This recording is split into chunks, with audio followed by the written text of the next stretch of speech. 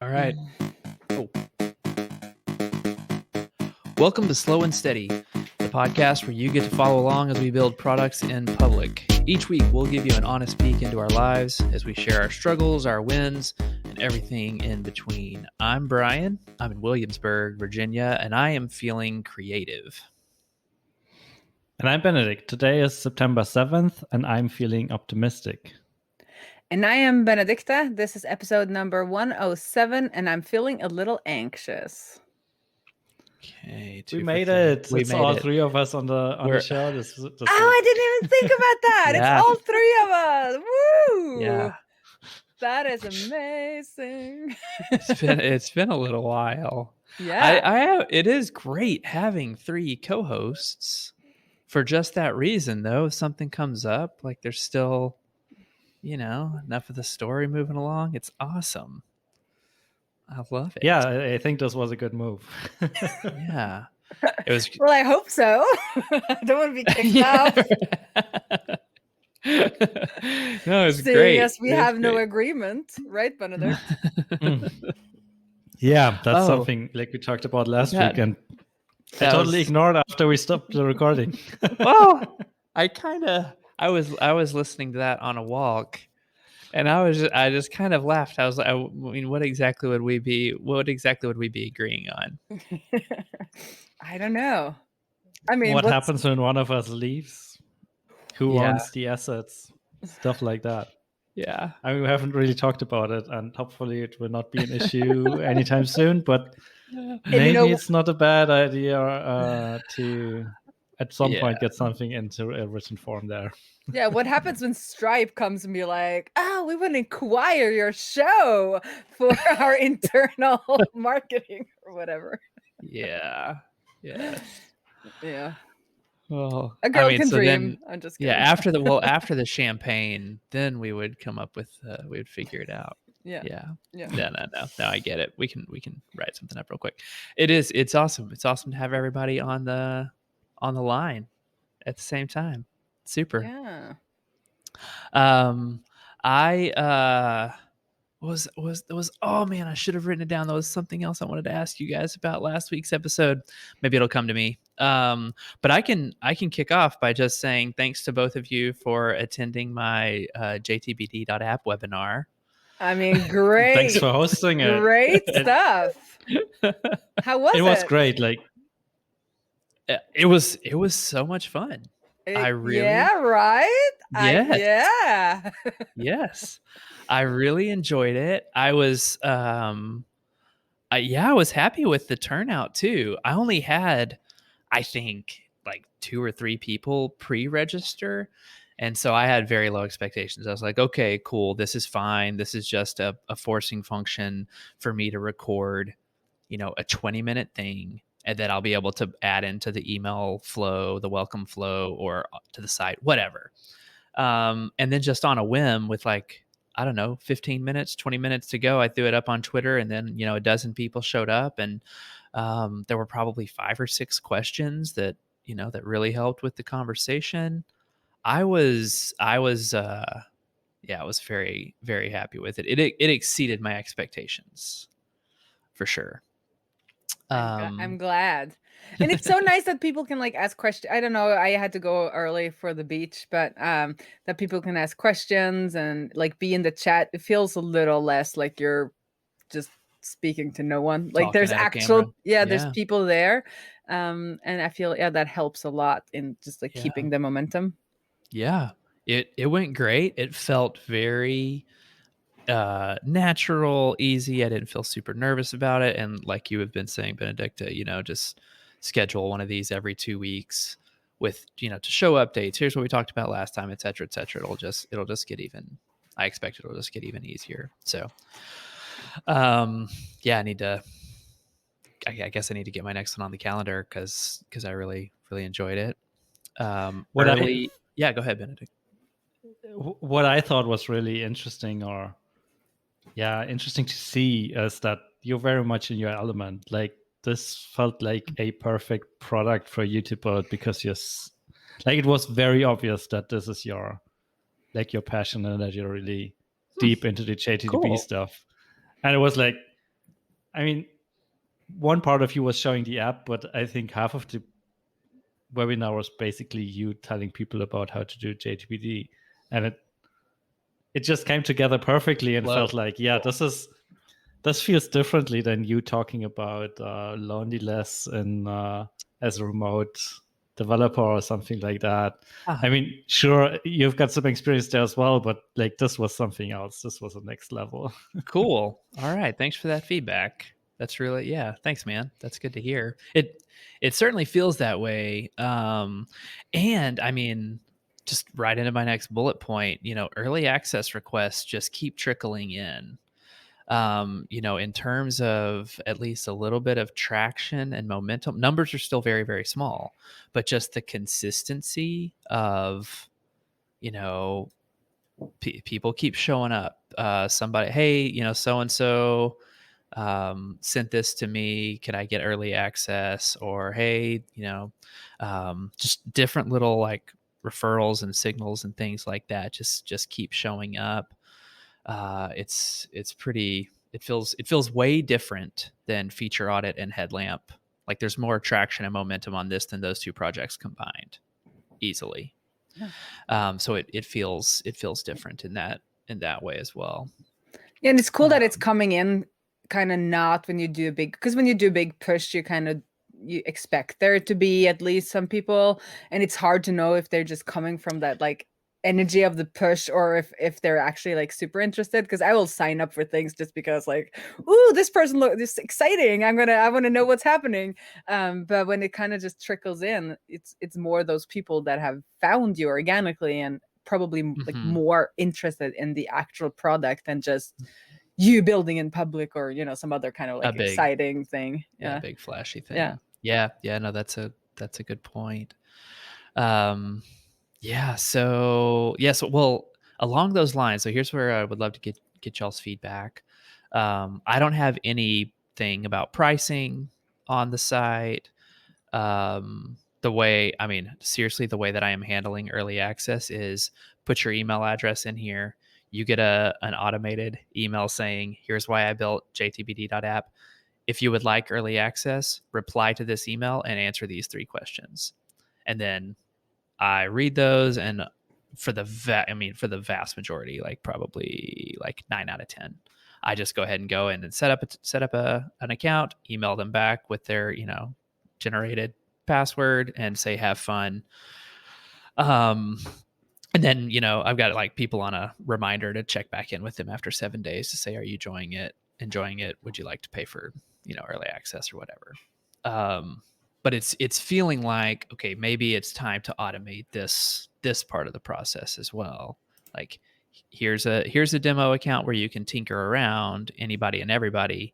If you would like early access to be able to create your own assets within the app, then you need to, here's the sign up page. This is what launch pricing will be, for a limited time. 6 months of early access you can get for a heavily discounted, rate. Like that's kind of what I'm thinking. But I should say that's my first thought, not really even what I've thought through is like, is that a smart strategy or what? But what are y'all's thoughts? Sounds like a good plan. I'd even go ahead and just like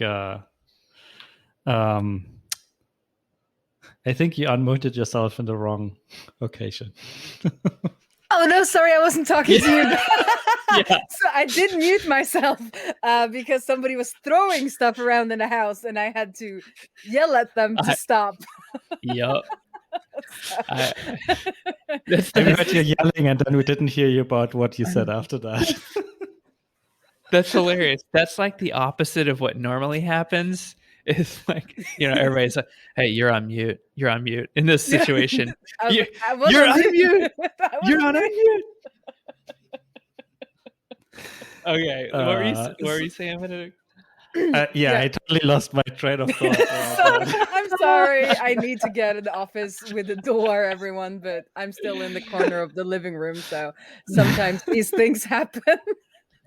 No worries. Okay, what I was about to say was, I think you just like should ask people or present them with a price when you send those first questions, and be like, yeah, you can get early access. Please answer these 3 questions. And by the way, early access price is whatever. Mm-hmm. And then just see what happens. Okay. Yeah. So to continue to not publish it necessarily, just put it in the welcome email flow. Yeah. I mean, that's a nice way to try a couple of numbers, I guess. Yeah. And you could also, at least with a new Stripe billing, you can create like specific payment links. Right. So if you wanted to, you could be like, yeah, an early access price is if you're ready to sign up, pay at this link, and you could hook that like a webhook or whatever on that Stripe link so they get access right away. But then you kind of have that payment without having to make it in your front end, and you could tailor the price to them, or at least like give it to a couple of people, and then if you see that, oh, this didn't work, you can make a link for another price. Or like give them a special offer or something like that.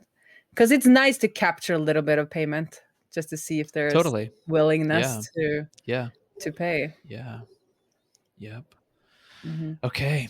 Yeah. So that's I think that's starting to feel like the next most important thing I need to work on is automating the, request for early access, creating the account, presenting some sort of pricing, getting a sense of willingness to pay. Like that's the next thing that I need to add on the operations side of things. There's still, man, it just feels like there's so much. Of course, there's like a lot of feature work that I know that I'm really itching to do and really wanting to get to. But yeah, I feel like I need to put some processes in place there. And I'm starting to see some performance issues with some things now that the database is getting, the databases are getting a little bit larger, but and that's not even completely the issue. Benedikt was helping me take a peek at some things, but yeah, so, classic putting feature requests on the side so that I can handle billing and bugs. It's already started. But depending on how many people, though, you might not have to like automate it thoroughly. You could do some sort of like manual process so that you can change it up without feeling tied to the since it's this kind, like it's more like an enterprise kind of product. People will be okay with, and then you pay and then you get access like a day later or whatever you put in there, and then you're not locking your payment system in. At least I feel when you have that very much automated, it's a pain to even think about changing prices, right? Because it feels very much in stone. That's a really good point, is to think through how to set it up in such a way so that it's not fully automated, but just that there are options available for me to save myself some time. Anyway, so that's me. Webinar stuff's great. Requests are coming in. I need to figure out the most optimal way to integrate pricing stuff and figure out a few performance issues. So that's me. What are y'all up to? Benedikt, do you want to go next? Is it me next? I'm not having microphone issues. So this has been the story of my last week, I guess, is having problems with my equipment. I think we spoke about that last week, Benedikt, where I'm doing a talk on Gatsby Fall Camp, September 16th, I guess, which is next week. And it needed to be pre-recorded, and my computer like melted down. I was trying to import footage from my camera and it crashed and there was memory things. And I was just like, okay, I'm not going to try to do this fancy, but I ended up upgrading my whole system, which then obviously led to the wrong microphone being picked up by the podcasting service. So I am still, and I don't know, I just feel old. It's like, seriously, I can't even import a video. Like, what is happening? Like, can I still code? Like, should I even be allowed to code? I just want the stuff to work, right? But I ended up having everything. So I got a new 4K camera, a streaming camera, and I got the ScreenFlow, I think, downloaded. So everything was just recorded in one place with hopefully the correct audio and video and everything. And I just powered through it. So I'm feeling it went fine, but not as energetic and like nice that I would like it to be. And I do have a chance to redo it if I do it tomorrow, but I have other stuff to do. So I am debating if I should redo it or not. Like, how important is this opportunity? So that's a little, I just got or noticed that I could redo it if I wanted to. They say it's good enough, so maybe I should just let it be. Yeah, you should. Yeah, you should. Thank you. Yeah, that's what I needed to hear. Pretend it was live. Pretend it was. Well, it was almost live. I did it in one take. Yeah, right. Yeah. So that was good. I cut out some pieces, but it was still pretty much live. But I was so annoyed, so I was like more in like that power through it mode than kind of the, gracious and energetic queen mode. But so so that was my intro on my Queen Ray stuff. I'm still doing research on the Gatsby ecosystem, which has been going pretty well. There are some major places, I think I mentioned last time too, who use Gatsby, so that's interesting. And I reached out to some people who do have services that could need to be integrated better with Gatsby with their own plugins. So there was one person I talked about doing freelance work before the summer, I think in May, and I reached out and I was like, well, I won't do any freelance work anymore or hourly freelance work anymore, but I'm looking into doing these things, done for you plugins, done for you demos. And he answered and like thanked me for following up, even though it was like I should have done that months ago. And he also said that they might be interested because they're looking at getting people with expertise in certain technologies to do the work in those technologies. But like he needs to look into if there is a business case, obviously, for them to integrate with Gatsby, if that would unlock customers for them, I guess. So so that's interesting. But I needed to send out something, even though I'm not like completely done, just to like get a feel that I've started. I'm reaching out, getting some feelers back. But that was more positive than I thought. So that gives me a little bit of optimism. But I said on top that I'm a little bit anxious, and that's because I'm kind of treading some new water here, and like, how much can I do this fall? Like, how much of this content stuff should I do, the webinars and the streams, and then also trying to get a system in place for, emails and actually using and reusing that content. So it's not just done once and then, it takes energy at least to do those things. So I'm a little anxious at how much can I do. And then I'm also a little anxious for my first advisory proposal that I'm going to send out this week, where I won't be delivering code, which is like a huge next step for me. Yeah. Like changing your deliverable from code to just advice. Yes. So my current client, I'm going to change that, or I'm going to try to move into an advisory agreement. And if not, we're kind of done, which is a little weird. But I'm okay. Is this kind of along with the Jonathan Stark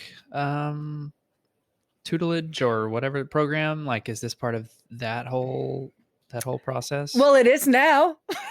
when I made that decision, it's absolutely a part. So I will discuss it with him tomorrow, and then hopefully get some feedback on how that proposal is written, as it's my first kind of advisory proposal. Everything else I've done had been more like standard, just hourly agreements on the stuff that I have, the contracting I have done. And it will hopefully lead to me being able to do those kinds of advisory work for others as well. Then hopefully more in the Gatsby world, but this is a React, so it's close enough, I feel, to still, it's worth doing in this kind of transition phase. So yeah, so a little anxious about how it's all gonna go down, play out this fall. But like last week, I was feeling super confident, a little more anxious this week.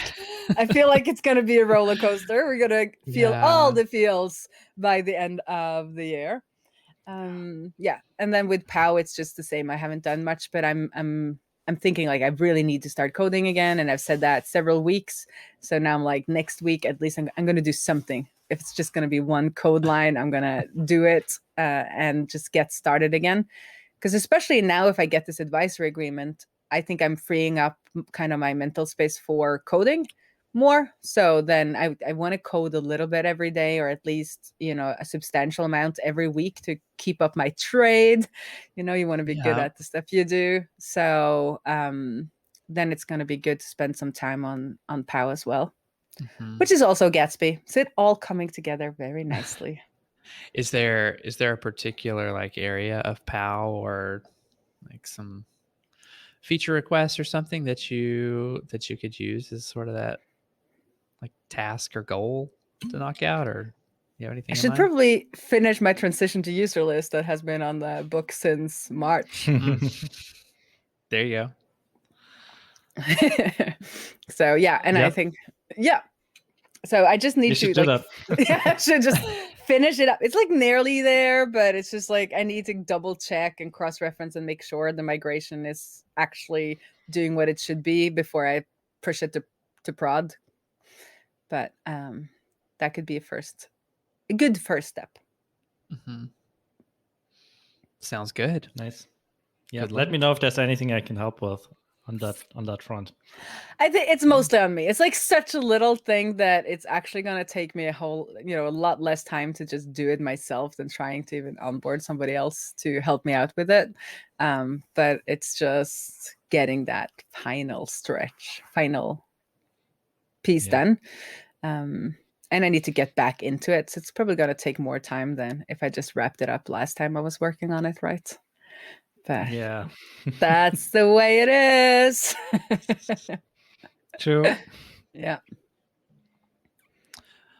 So not much. It's been nice also to just have less to do. I've had less to do this last week, and I felt pretty good. I've taken some lunches in the sun, and we went to the beach, and been enjoying my time off. Good for you. Very cool. That is productive as well.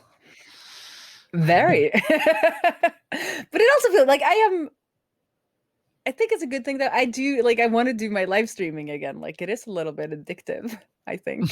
I don't know how you feel about that after your first live stream, Brian. Well, I mean, I think it's just like you want to, once you get a streak going, keep the streak going, because once you break it, it's 10 times as hard to do the first one and so on. So yeah, that makes sense.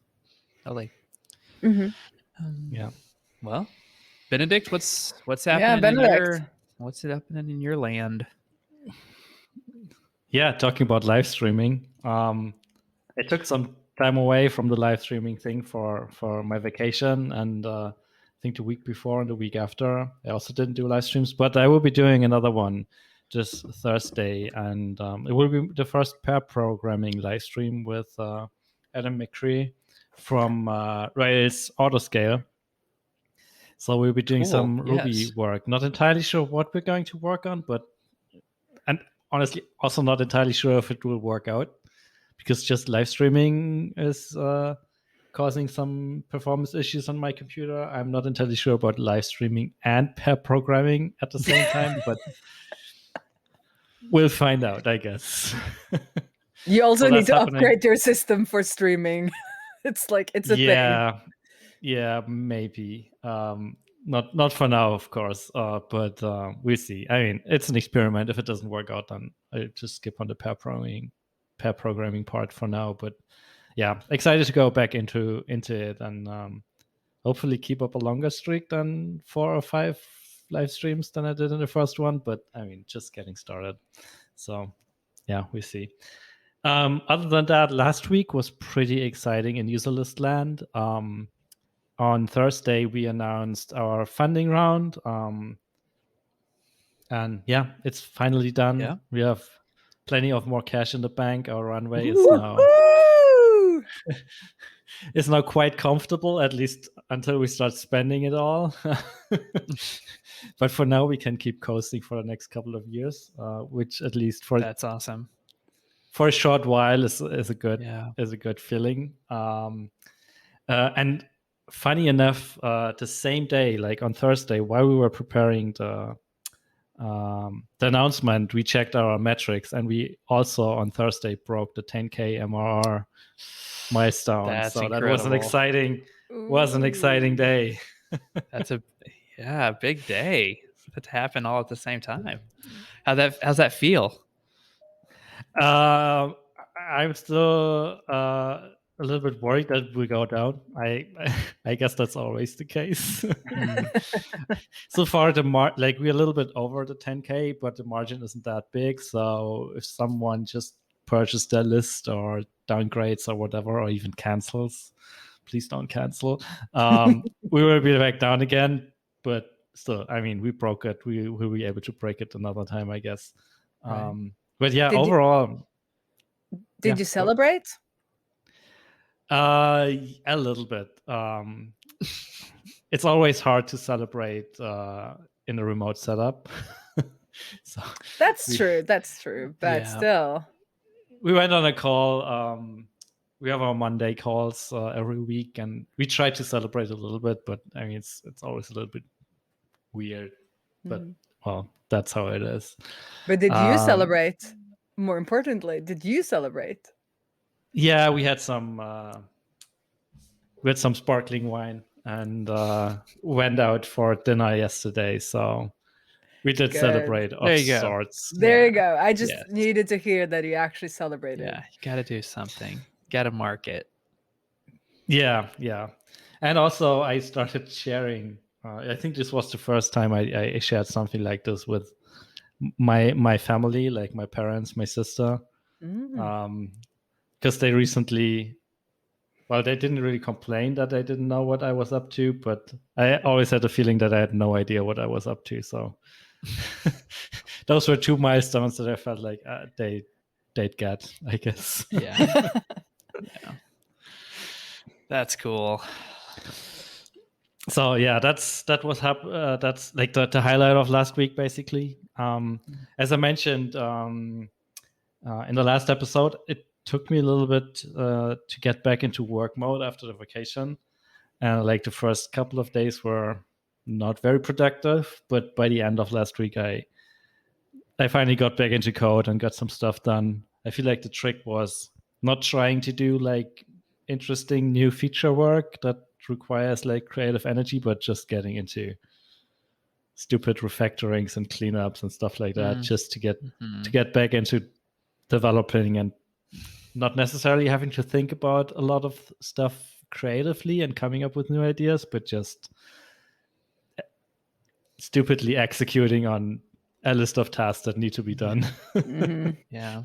Is that an easier way for you to get back into the rhythm, is not doing something like necessarily creative, but something a little more analytical and with a measurable outcome kind of a thing? Yeah, I mean, sometimes it depends a little bit on what it is. I feel like the super exciting stuff on the marketing feature is already done. So now it's mostly getting tiny things here and there fixed and edge cases and stuff like that. But it's still pretty, well, not necessarily complicated, but it has many moving parts and I have to make a lot of decisions with some stupid work like changing all the buttons to the new button component or something like that. It's something that I can just power through and just get a feeling for coding again. And then I'm wrapping this up probably today, and then I can get into more meaningful work again, I guess. But yeah. But it's got to be done as well, and finding those things where you don't have that many kind of like unknowns. It's very certain what you're supposed to do. I mean, that is a good tip of how to get back into things. It's still needed, it's still productive, but it's not like it there's less unknowns, so it's easier to just get it done. Yeah, it's not the most exciting work, but it's stuff that needs to be done eventually. And yeah, as you said, it's not as creative. Accounting is, by the way, a perfect one of those as well. Like if I don't feel like doing anything else, I do accounting because it needs to be done, and it's kind of kind of boring and uncreative. Very boring. I do the same. Downloading invoices and being annoyed that several SASs do not include the month in the name of the file that you don't download. Yeah, stuff like that. Yeah. Well, anyways, what else happened last week? Oh yeah, I had a good conversation with Jamie Lawrence of Podia about their hiring process. Because as I mentioned, we now with the money in the bank, we will be starting to hire, but we have like I'm basically clueless about how to do this. How do you do that? Yeah. And while I've been interviewed in the past, and even did some interviewing in my first job, I don't have like a full process lined out and know how to follow. And it was good to just have a conversation and talk through how they are doing stuff and what they are looking for when they are hiring. And what I found interesting is that, they start with basically an application form that you have to fill out. And that already filters down like 90%, 95% of people that are actually moving forward with, because some just put the wrong answers in, I guess, or like are obviously not a good fit based on the answers, or maybe don't even take the time to write in a proper answer to some of the questions. So that was interesting, and I think we have to do something like that as well. But what I really enjoyed was they have like a take-home assignment that people do, and they have set up like they set up a GitHub repository for people, where there's some code in there already, and there are issues attached to them. And the task is basically go into the issues tab and work on those issues. And they are mostly interested in to see how people communicate in that process. Like the code, of course, is important as well. You want to see that they actually know how to do stuff. But even more important is how do they approach like communication with the rest of the team and the people on there. So I'm kind of thinking of doing something like this as well. But then again, it's like setting up an example project and adding bugs in there and missing features and stuff like that, just to see, like, just to have some tasks that people have to deal with. But I really think that's a great idea, and I think we should also do something like that. Because in this remote setup, I feel like communication skills are as important or even more important than actually coding skills. Right. Even if the bug they fix is trivial, like it's not a difficult coding problem. Although, let's say you had 5 of them, 3 of them are easy, 1 is medium, and 1 is pretty hard. What's better to see is how do they write about it? How do they share what they came to? And that makes a lot of sense. And also, do you get one pull request with like answer or half done 3 issues, or do you get like a pull request per issue that is actually in a state that you can review? Yeah, and like what they also mentioned, that they have like a pull request template with like a structure, and like just seeing if people even follow that structure, or if they are like, well, whatever, I just work in progress, making changes, whatever, as a comment or stuff like that. And what I also mentioned for like more senior people, they basically create a pull request that's supposed to be from a junior developer and let them review it. I thought this was a great one as well. It's just based on how they comment on stuff and what stuff they point out and how they phrase their comments. It's telling a lot about how they are as a person and how empathetic they might be to a junior developer and stuff like that. So it was a great conversation. Really good ideas. I have like pages full of notes just from that. But yeah, let's see when we get to actually implementing those. We also noticed that we suddenly have to come up with policies like how much vacation does everyone get? These things. So that will be interesting. Go for Northern Europe. We have it pretty good. but not too good. What's your vacation policy in Northern Europe generally? 5 weeks. 5 weeks? Mm-hmm. Yeah. And then something bank holidays. Something like that probably makes sense. I was thinking about like 4 weeks or something like that, Mm-hmm. but yeah. Because I think France has like 8 weeks or like 10. Like they have a very large amount of vacation weeks. But Scandinavia, it's around 4 or 5 weeks, and then I think the seniors often get like an extra week, but that is union based. And then it's the bank holidays, and then we're also pretty nice about time off for sick children and moving and like funerals and stuff like that. It's also allowed to take, you don't have to take your vacation days to do those things. The other thing is maybe we don't want to even have a vacation day limit. I'm not entirely sure. You have to have a minimum. You have to have a minimum, otherwise they do not. Yeah. Was that your? Sorry, Brian. No, mine was going to be that I hate the no vacation policy, which was like a major trend, for startups here for a little while. Yeah. And why is that? Because then Americans it just becomes unspoken. Americans don't take vacation if they're not forced to. That's why. Well, I mean, that's part of it, but it's also then like, okay, so there's no way you can take as much as you want. Mm-hmm. Okay, fine. How much did my manager take, or how much are my coworkers taking, or how much do most people take? It just becomes this really complicated, unspoken issue, where so-and-so took 6 weeks, but so-and-so only took 2. And then there's just this, it just doesn't make sense. It's like, it's a good idea. The motivation is probably pure and good, but the execution is terrible. If you want to say there's no vacation policy because you want people to, take the time when they need it, well, then just be generous, But I mean, I say that as being self-employed, and I just like don't take enough like full weeks. It's off, so funny with us. I'll talk about it's like vacation. What? Yeah. Anyway, I feel like a minimum.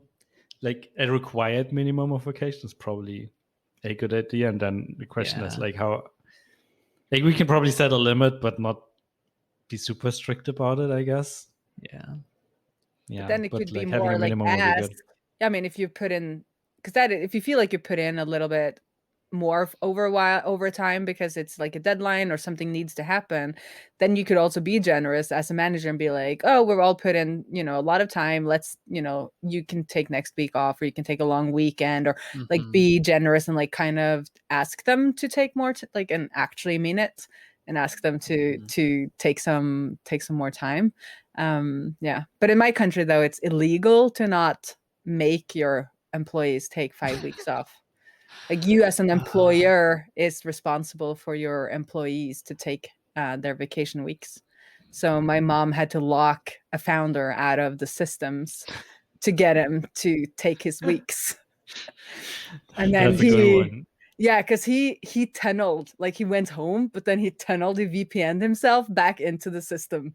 So she had to get the people in charge of that to like revoke his access for the weeks that he was supposed to take that summer.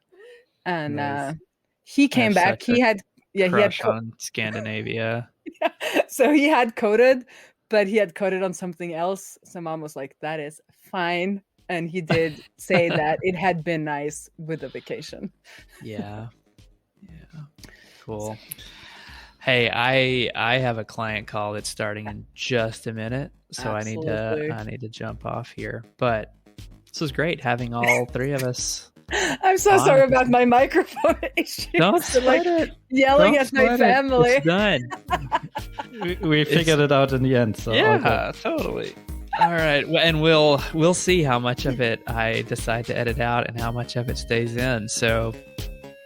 Who knows? People will either know what we're talking about right now or they won't. So. They won't. Hopefully not too much. Yeah. All right.